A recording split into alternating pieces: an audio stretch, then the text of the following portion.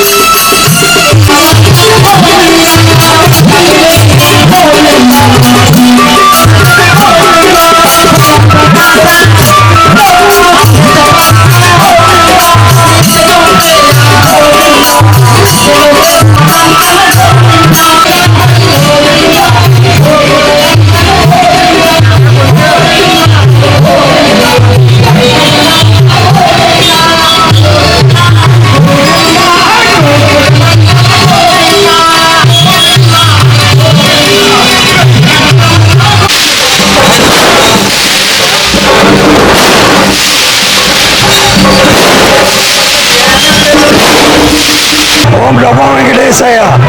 స్వయంభూ శ్రీ పాత బజారు జిల్లా వచ్చేటువంటి శ్రీ వెంకటేశ్వర బ్రహ్మోత్సవంలో భాగంగా ఈరోజు సోమవారి నగర పర్యటనలో భాగంగా తునిపట్టణంలో నలుమూలలో కూడా వీధిలో తిరగడం జరుగుతుంది.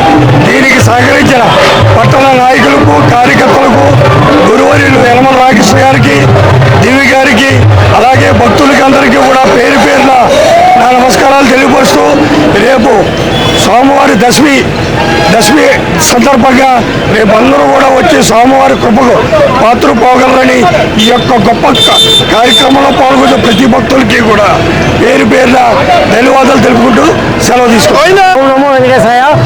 శ్రీ వెంకటేశ్వర స్వామి వారి బ్రహ్మోత్సవాలను అత్యంత వైభవంగా గత 10 రోజుల బట్టి చేస్తున్నాము. స్వయంభూగా వేసిన శ్రీ వెంకటేశ్వర స్వామి వారు ఈ కార్యక్రమాన్ని స్వయంగా ఆయనే మా అందరి చేత చేసుకుంటున్నారు. అందుకు ఉదాహరణగా ఈ రోజు జరుగుతున్నటువంటి ఈ మహత్తర శోభాయాత్ర కార్యక్రమం ఈ యొక్క ప్రజల కోసం, ప్రజల సంక్షేమం కోసం, ప్రజల యొక్క మేలు కోసం స్వామివారు స్వయంగా ఈ పొలం ఎదుర్కొంటూ వస్తున్నారు.